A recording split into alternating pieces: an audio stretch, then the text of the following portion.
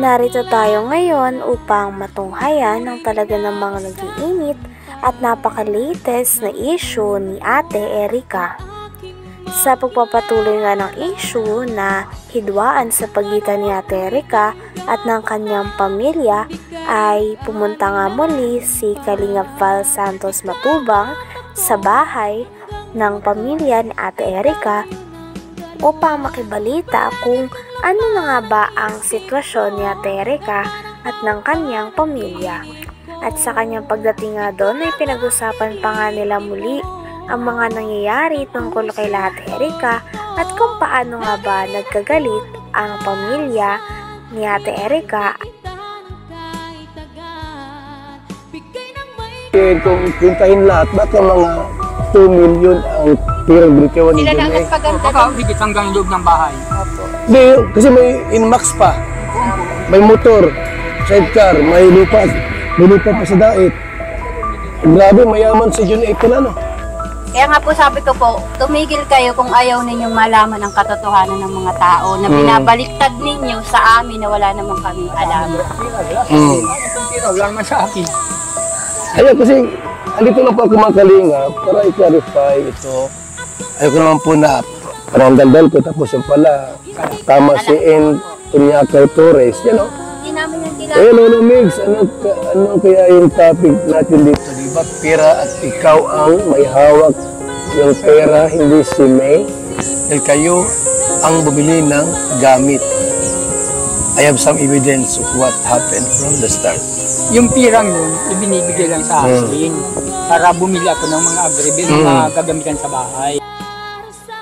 Grabe at talagang nasabi nga ni Kalingap Val Santos Matubang na napakayaman na sponsor ni Sir Jun A sapagkat siya ang nagpabahay kay Ate Erica pati na rin sa kanyang kapatid na si Sheila May na ngayon ay tinitiran na nga nilang dalawa.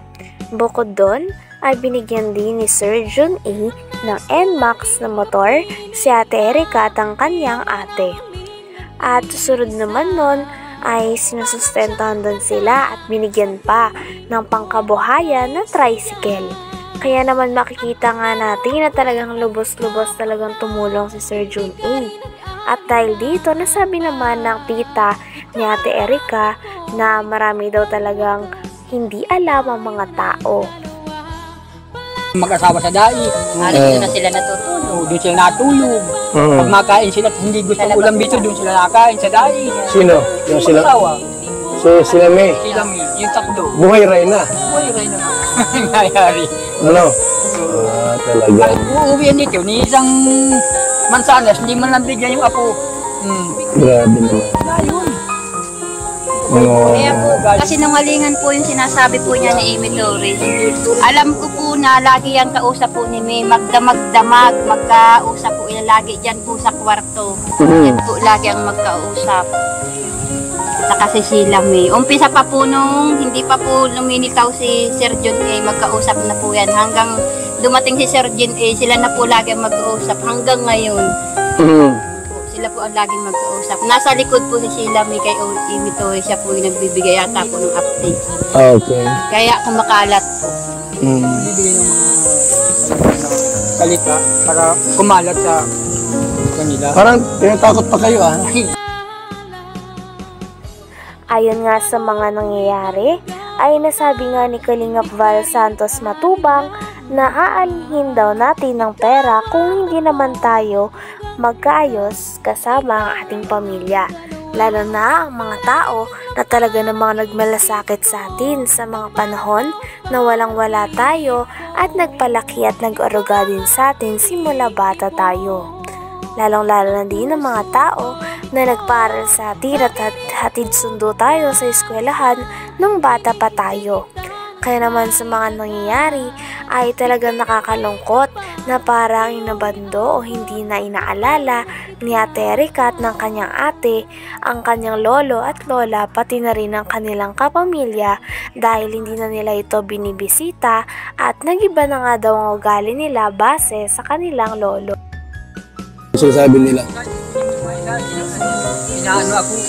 So maganda rin yung malaman natin lahat ang pangyayari po. Nandito kami, ating kalinga, para malaman natin ang buong katotohanan bakit umantong sa ganito na salip na magkaisa yung apo at lolo parang hindi magandang nangyayari. Akin niyo po ang pera kung sira naman ang relasyon sa magulo. Ito po ang pinakamayaman sa buong mundo. Kung sira naman ang relasyon, wala din silbi po yun. Ang malaga po yung magandang samahan. So, yung mga sinabi pa lang hindi totoo pala. Naghahambog lang. Sinungaling. Sa din yung Torres niya, butog yun. Si Torres. Sisilam yung gapa nun. Sinabi pa nga sa post na talagang parang sobra na daw ang pamilya, lalo na ang tita ni Ate Erica at ang lolo ni Ate Erica sa kanya. Kaya naman pinagtatanggol nga ng post na ito si Ate Erica at ang kanyang ate. Talagang sabi nga ng lolo ni Ate Erica ay napakarami daw maling impormasyon doon at talagang pinaliwanag din ni Lolo Miguel ang kanyang sarili sa mga manonood. Talagang marami pa nga mga bagay na hindi nalilinaw tungkol sa issue na ito, kaya mareresolba pa kaya ang mga ito? Dahil nagagalit na nga talaga si Lolo Miguel pati na rin ang tita ni Ate Erica. Talagang habang patagal na patagal ay mas umiinit na nga ang issue nito. Sino nga ba ang tunay na may mali? Ang pamilya ba ni Ate Erica o sila Ate Erica at ang kanyang ate?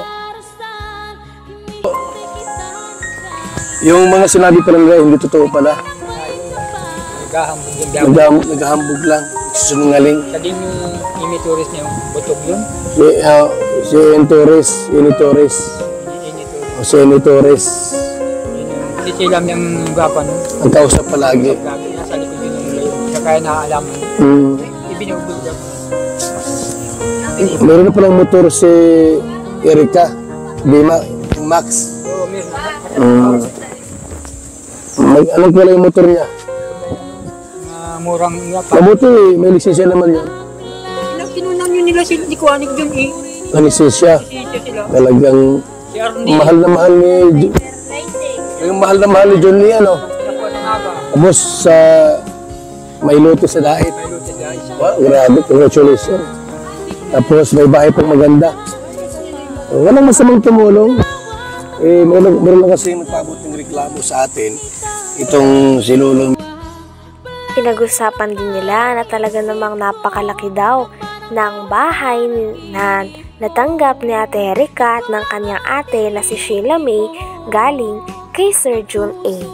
Kaya naman nagtaka naman si Kalingap Val Santos Matubang na napakalaki naman daw ng bahay na ito, ngunit bakit hindi nagawang tulungan o isama ni Ate Erica ang mga tao na nag-aruga at talaga namang nagpaaral sa kanilang dalawa ng kanyang ate simula noong bata pa silang dalawa.